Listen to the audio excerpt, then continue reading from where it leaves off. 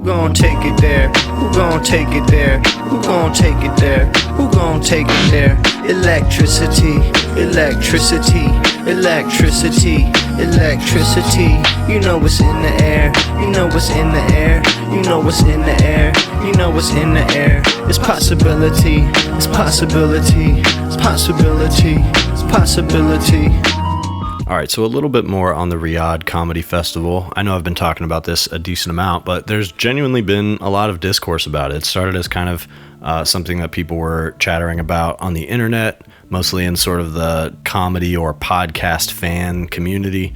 And now it's getting posted about all over the press. Every time a comedian does his set at this show, there seems to be a round of press recounting what they had to say about it or information that they could ascertain about it. It seems like they've been pretty tight about, not letting people record at this, not having any recordings. We have not seen any footage or audio come out of one of these performances, although I suspect we might at some point because there's so much attention on it in the media that it seems like somebody will want to get a recording, and this is still ongoing. I believe it ends on the 9th. So a number of really popular and long-standing comedians like Bill Burr, Dave Chappelle, even people like Louis C.K.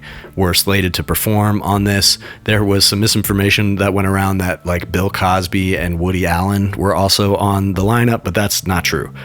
Those guys were added in as a joke. But, Kevin Hart, Dave Chappelle, yes, Louis C.K., and lots of others, Bobby Lee, were slated to perform on this. Bill Burr has given the most detailed account of what he thought it was like. It seems like he was nervous, but then found that the crowd was very receptive to him, and so that loosened him up a little bit. And it's well established at this point that all of the comedians who are performing at this festival agreed not to talk about the Saudi government and not to talk about their religion. And so far, it doesn't seem like any of them are breaking the rules. Bill Burr said he had a great time and that it was one of the best comedy shows he's ever done. And there's been a few other interesting stories coming out that I'll go over, but nobody is saying that they went and broke the rules, and who knows what would even happen to them. It's one of those situations where if just one of them does it, that could be a really dangerous situation for them. But if a bunch of them do and kind of show some solidarity with each other, then, it could make a dent, and they probably would get away with it. But Dave Chappelle has been in the headlines over this because he apparently said on stage that it's easier to talk in Saudi Arabia than it is in America, referring to free speech. And he said something like, and they tell me that if you talk about Charlie Kirk, that you'll be canceled. And so we're going to test that theory out.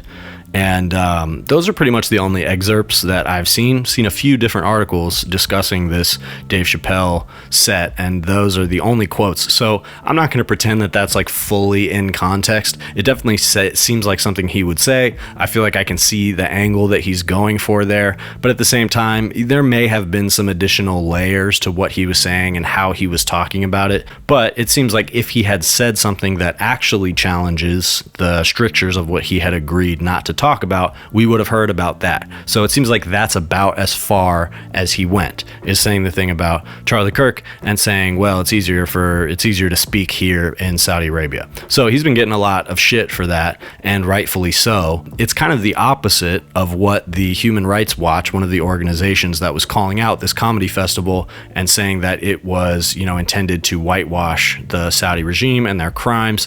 It's the opposite of what they asked of these comedians, which is that they should use this as an opportunity to speak actual truth to power and to call out some of the abuses of the Saudi regime. Even to just call it out in a subtle way would be a pretty big statement given how tight-lipped most of these comedians seem to be being about it. But yeah, to go on there and praise the state of free speech in Saudi Arabia because they're allowing you on stage, knowing that you agreed to certain topics that you're not allowed to talk to. And I mean, that's probably not the case for, 95% of the shows you've done. Comedians do corporate gigs, and, sometimes colleges might have certain restrictions, but not in the same way. This is coming directly from the government. So the most interesting thing and most obvious thing to get to here about this is that, there is such a gap of understanding with these guys, and it seems willful at this point, of what free speech actually means, what you're talking about when you say free speech, and what it means to have that right. And there's some valid concern to be had if you feel as a comedian that the state of discourse is too sensitive, that people get taken out of context. If you say a certain thing on stage, people might interpret it in a way you didn't mean, and it becomes this whole wave of backlash against you. In the case of Dave Chappelle, I don't think that would be the accurate characterization. I think for the most part, he pretty openly and purposefully said most of the things that he got backlash for. But I mean, I think there's room for that argument to be made. But this whining that these guys do about free speech has gotten really unbearable. And I think the reason this is resonating with a lot of people is over the last 5 years and more, these comedians have built their careers, their bread and butter, their brands off of this idea that because of the cultural pushback in different directions that America has been seeing as things become more politically divided, they are brave warriors in defense of free speech.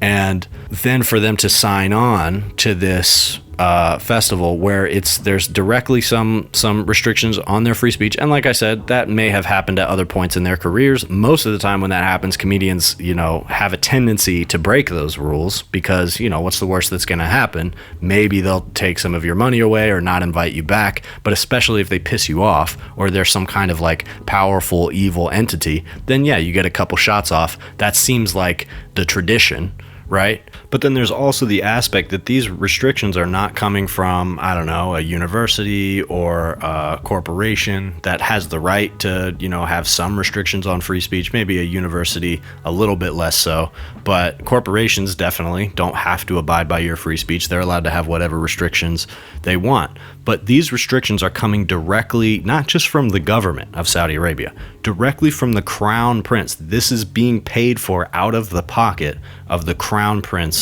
of Saudi Arabia. And that is the person telling you that you can't talk about their crimes specifically and also the religion, of that nation. I don't really care about that, making religious jokes. There's some comedians that would feel like that's a really big, important thing is to make fun of their religion. I don't really feel that way, but I do think that agreeing not to mention the crimes of the Saudi Arabian regime is kind of an unforgivable thing to do as a comedian. There have been some arguments made that, and Louis C.K. went on Bill Maher to talk about this a little bit. I debated showing you that, but I decided just because Louis C.K. is back on TV doesn't mean I have to, show him to you. But he did make the case that doing this is opening the door to a form of speech that is not as common over there. It's not unheard of. This isn't the first time comedians have performed in Saudi Arabia, but this is the first kind of festival like this that has been held. And to be able to introduce the idea of doing stand-up to general audiences in Saudi Arabia, especially in a way that is signed off on by the government, sanctioned by the government, you're kind of opening the door to that way of speech that could lead to other loosening of those restrictions both in the culture and in the government. So that's sort of an argument, but it's not an argument for agreeing not to say these specific things. And if you don't have jokes about that, that's fine. And I think honestly, most of the comedians who have not made a big deal about being brave defenders of free speech don't have as much to worry about with this. They don't look as bad. It's not great. It's not a great look, but that argument holds up better for them. If you have a reasonable perspective on free speech, like, yeah, doing comedy is free speech, but we're not like anybody's savior. We're just out here telling fart jokes and stuff.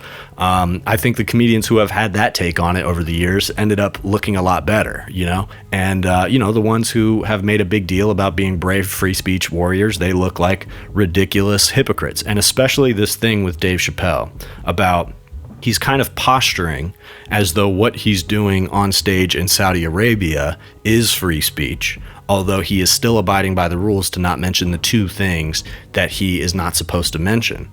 But also, he's saying, in order to talk about the things I want to talk about in America, I have to come over here. So it's kind of cowardly on two different levels. because you do have free speech in America, and you could say whatever you want about Charlie Kirk. Dave Chappelle has gotten away with saying a lot. He got a ton of pushback for, I think he put out 2 specials, one that was like completely only about trans people, and another one that had a bunch of derogatory trans jokes. And, you know, he got his shit off. He's very hated because of it in some circles, and he's respected still in some circles, and it is what it is. But he wanted to take that stand, and he did it, and it is a stain on his legacy.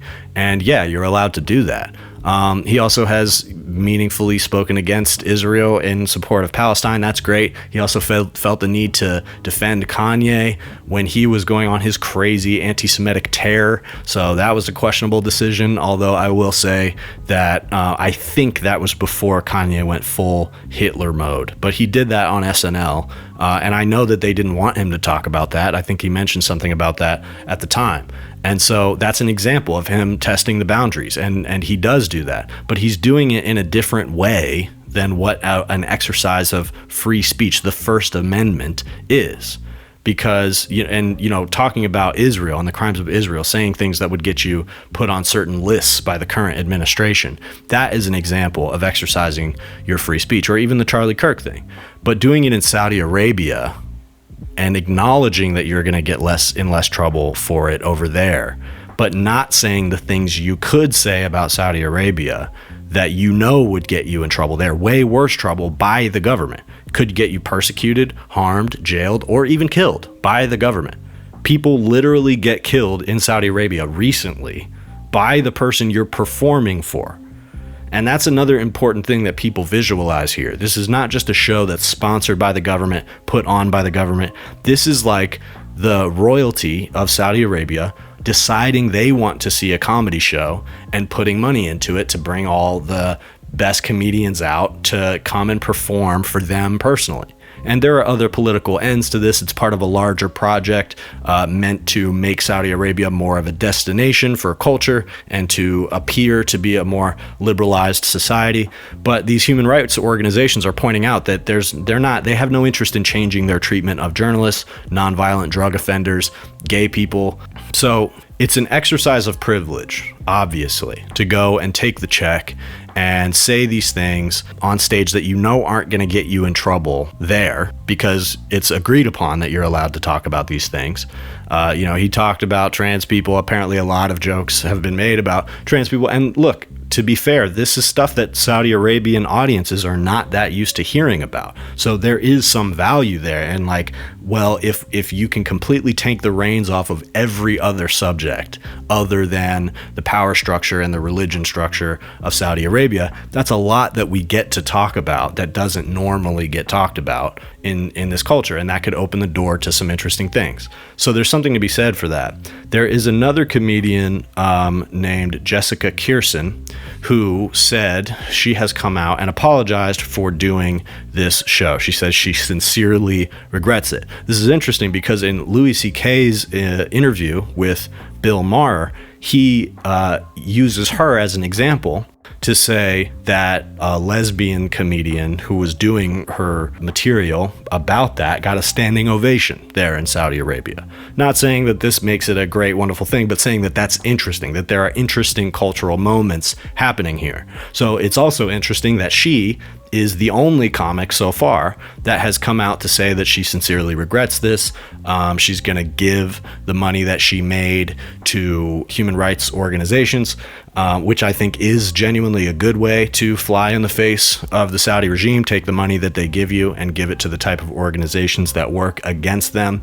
I would say that's like one step down from actually saying things that you're not supposed to say. The most badass thing to do would be take the money, say shit you're not supposed to say on stage, then give the money to organizations that are against Saudi Arabia, burn the bridge forever. That would be the right way, in my opinion, my humble opinion, to handle this. But Jessica Kirson says that she's gotten flack in the past for things she's done and said, but this is the first time that she genuinely, came out and apologized, because she, according to what she says, feels that this was wrong to do. It was wrong to take their money.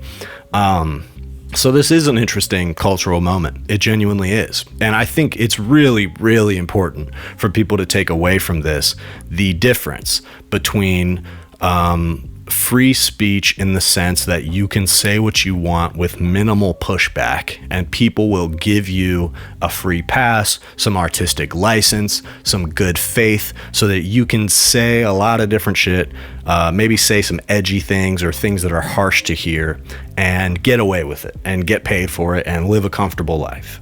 And if you want to argue for that, for a discourse and the ability to exchange ideas without being cast or labeled as something horrible, that's fine. It should be noted that Dave Chappelle labeled himself a TERF in that special that he did about trans people. So it's kind of like, you know, putting a target on your own back and then complaining that the target's there. And you're seeing now that these guys aren't really willing to follow that through. Because if you really believe in this free speech thing, you should think it's wrong that Saudi Arabia wants comedians like you to come and dance for them in order to kind of grow their own cultural, economic prospects while having signed a piece of paper that says you can't talk about certain things. Even if they said you can't talk about certain cultural things because that's not the type of event this is, sure, fine. But to say you can't criticize the government is 100% the infringement on free speech.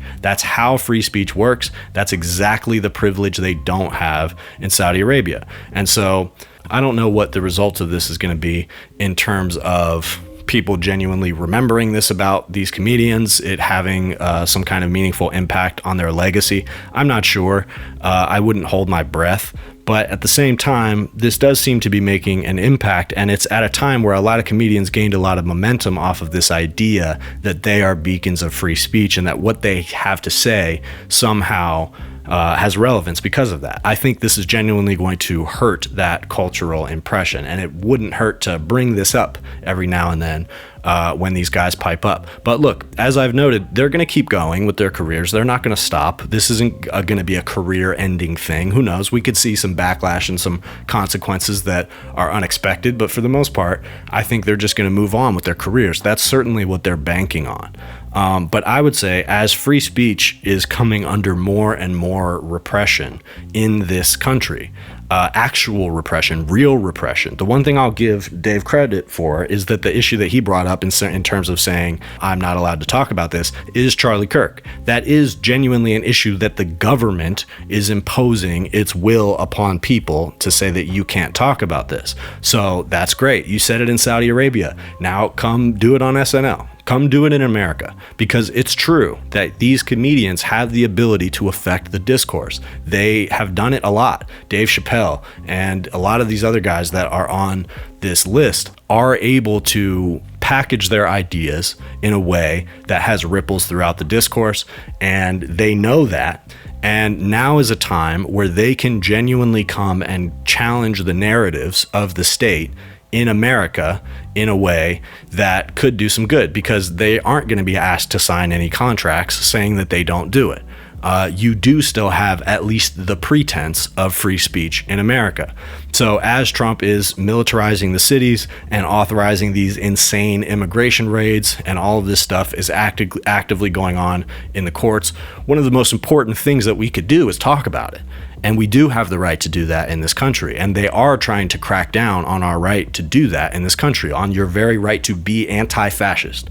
They are trying to make that a taboo and something that you're not willing to say out loud, and criticizing Charlie Kirk, criticizing his rhetoric, saying anything other than, oh, he didn't deserve to die and it was horrible the way he died. Yes, that's obvious, but they are politicizing this issue and we are not allowed to. And that is an imposition on our free speech.